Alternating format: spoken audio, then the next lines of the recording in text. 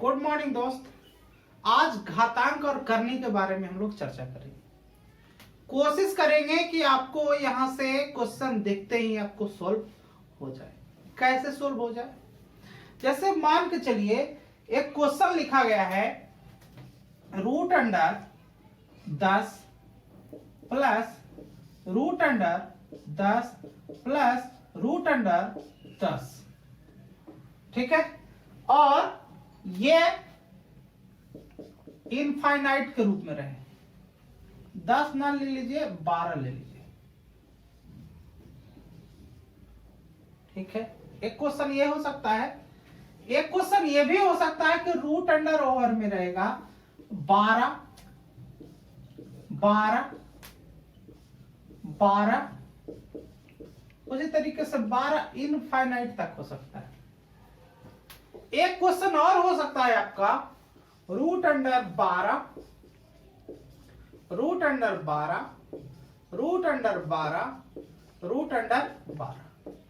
है ना। ये टाइप हो सकता है। टाइप आपका ये तीसरा हो सकता है, ये टाइप आपका पहला हो सकता है, और ये टाइप आपका दूसरा हो सकता है ना।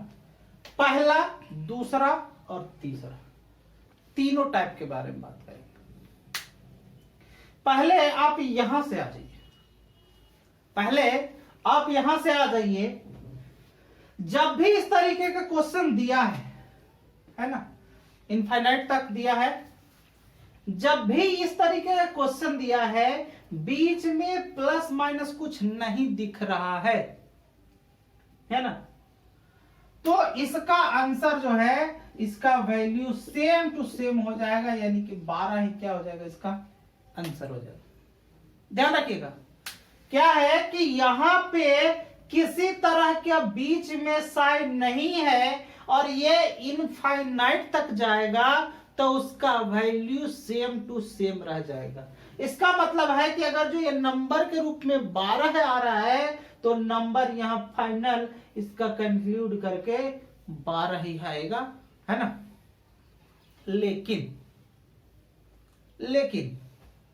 यदि क्वेश्चन इस रूप में आ गया कि 12 प्लस √12 और इस तरह का इनफाइनाइट आ गया। देखिए यहां पे किसी तरह का साइन नहीं था, यहां पे क्या है, आपका साइन आ गया है। तो जब भी इस तरीके का आपको साइन दिखे, है ना, साइन दिखे, तो आपको करना क्या है। साइन जब इस तरीके का दिखे, तो आप सीधा सा जो नंबर दिया गया है उसको को प्राइम नंबर के रूप में तोड़ेंगे। को प्राइम के नंबर, जैसे 12 को इस तरीके से तोड़ेंगे। को प्राइम संख्या उसको कहते हैं जो दो लगातार संख्या हो और उसके बीच में कितना होना चाहिए, एक HCF होना चाहिए। दो वैसी संख्या, लगातार संख्या, जिसके बीच का HCF कितना होना चाहिए, 1 होना चाहिए। ऐसा नहीं कर दीजिए कि 12 को 2 गुना 6 भी लिख सकते हैं, तो ऐसे नहीं हो सकता, ये गलत हो जाएगा। या फिर क्या लिख सकते हैं इसको, 4 है ना गुना 3 लिख सकते हैं। तो 4 गुना 3 लिख सकते हैं। तो ये जो है आपका इन दोनों के, देखिए ये दोनों लगातार संख्या भी है, और उसके बाद इसका अंतर कितना है, 1 का अंतर है। इसका मतलब इसका HCF कितना हो जाएगा, 1 होगा 100%। अगर दो नंबर के बीच में अंतर 1 का ही होता है, तो उसका HCF हमेशा 1 होता है। ठीक, तो आप 12 को पहले तोड़ेंगे। 12 को आप तोड़ देंगे, तो 12 को मतलब को प्राइम रूप में तोड़ेंगे, तो 3 गुना 4 या 4 गुना 3, यही दो तरीके से तोड़ सकते हैं। को प्राइम की बात जब हो रही है, अब यहां पे आप चेक करेंगे, यदि साइन प्लस हो, यदि साइन प्लस के रूप में दे रखा हो, तो वैल्यू आपका यहां आ जाएगा, वैल्यू आपका इसका आंसर कितना हो जाएगा, 4। क्यों? अगर प्लस के रूप में हो, तो जो बड़ा वाला रहेगा वो आपका आंसर हो जाएगा, है ना। अगर छोटा वाला रहे, छोटा नहीं। अगर जो इसी को क्वेश्चन को आप कन्वर्ट कर दो कि जैसे मान के चलिए कि यहां पे 12 minus root under 12 minus root under 12 minus इसी तरह से इनफाइनाइट तक जाएगा, ठीक है। तो इस तरह में जब भी आएगा तो इसका जो आंसर होगा वो कितना होगा, 12 को तोड़ेंगे तो 12 यहाँ पे साइन है ना, साइन निगेटिव है, तो यहाँ 12 को क्या तोड़े हैं, 3 गुने 4 तोड़े हैं। क्योंकि यहाँ साइन पॉजिटिव है तो यहाँ बड़ा वैल्यू इसका क्या हो जाएगा, आंसर हो जाएगा। लेकिन यदि यहाँ पे साइन निगेटिव है तो जो छोटा वैल्यू होगा वो आपका आंसर हो जाएगा। इसका मतलब ये क्या हो जाएगा, 3 हो जाएगा, ठीक है ना। अब इसके बाद आप तीसरे टाइप में चलिए। तीसरा टाइप क्या कहता है कि ये देखिए लिख रखा है root under 12 root under 12 root under 12 root under 12 root under 12, इसके बाद इनफाइनाइट नहीं है। ये इसमें इनफाइनाइट था तो प्लस माइनस का झंझट नहीं था, इसमें इनफाइनाइट आया तो प्लस माइनस का झंझट आ गया, और इसमें आया है तो ना प्लस माइनस है और ना इनफाइनाइट। आप देखिए तीसरे टाइप में क्या ट्रिक निकल के आ रहा है।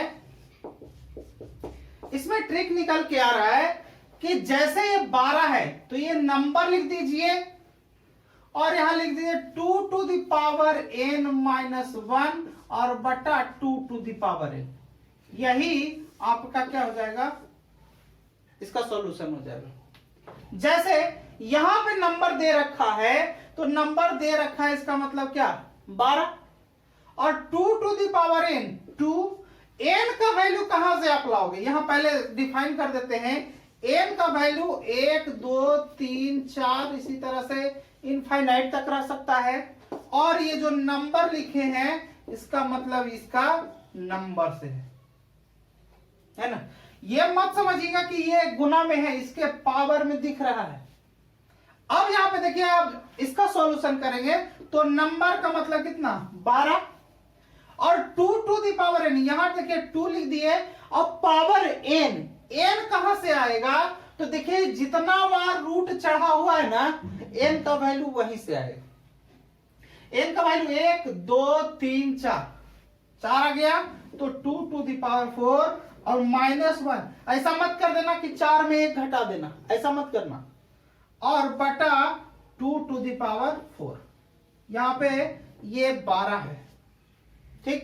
अब यहां देखिए 12, अब 2 टू द पावर 4 का मतलब कितना हो जाएगा, 2 के पावर 4 का मतलब 16, 16 में से 1 गया कितना 15 और बटा 16, यही हमारा क्या हो जाएगा, इसका आंसर होगा, ठीक है। तो इस टाइप का क्वेश्चन हमेशा बार बार इस टाइप का क्वेश्चन पूछा है। एक चीज और समझिए कि जब भी ये इसको इधर से समझना है कि जब भी 2 टू द पावर n नीचे रहेगा तो उससे एक ऊपर पावर क्या हो जाएगा, है ना। 16 जब यहाँ पे आएगा तो ये ऊपर में एक और घटा करके लिख देना है, चाहे यहाँ कुछ भी रहे इस पे एक घटा करके लिख देना है, ठीक वही काम करना है, ठीक है। तो इसी क्वेश्चन पर 2-3 एग्जाम्पल दे देते हैं ताकि आपको चीजें अच्छे तरीके से समझ में आए। देखिए क्वेश्चन क्या है, एक पहला क्वेश्चन है 56 प्लस 56 प्लस 56, इसको आप तोड़ देंगे कितना हो जाएगा, इसका कैलकुलेट करोगे तो 7 गुना 8 ही ऐसे ही टूट सकता है ना। तो प्लस साइन है, ये साइन को देखेंगे तो साइन प्लस है तो बड़ा वैल्यू, इसलिए इसका आंसर कितना हो जाएगा, आंसर इसका 8 हो जाएगा। इसको भी वैसे ही तोड़ेंगे, यहां देखिए इसका गुणनखंड 9 गुने 8 होगा, लेकिन साइन क्या है निगेटिव, इसलिए आंसर इसका कितना हो जाएगा 8 हो जाएगा।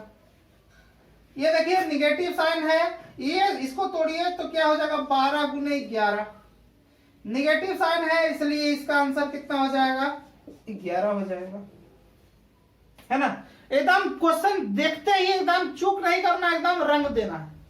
यहां देखिए ये 2 लिखा था तो 2 लिख देंगे, है ना, और यहां पे 1 2 3 4 5, तो 2 के पावर है ना, 2 के पावर 5 का मतलब कितना, 32, और उससे ऊपर एक कम मतलब क्या, 31। ये इसका आंसर हो जाएगा। इसका भी वैसे ही हो जाएगा, 6 हो जाएगा। देखिए कितना है, 1 2 3 4 5 6, 2 के पावर 6, 2 के पावर 6 का मतलब 64, और उससे ऊपर एक कम हो जाएगा मतलब 63, है ना। तो मेरा कहने का मतलब है, जब भी आपका इस टाइप का क्वेश्चन आपको दिखे घातांक करने में, आप उसको मात्र देखते ही, है ना, समय नहीं लगना चाहिए, देखते ही क्वेश्चन को आप कर ले जाइए। ठीक है, इसी तरह के वीडियो के लिए और भी हमारे साथ बने रहिए। तब तक के लिए धन्यवाद।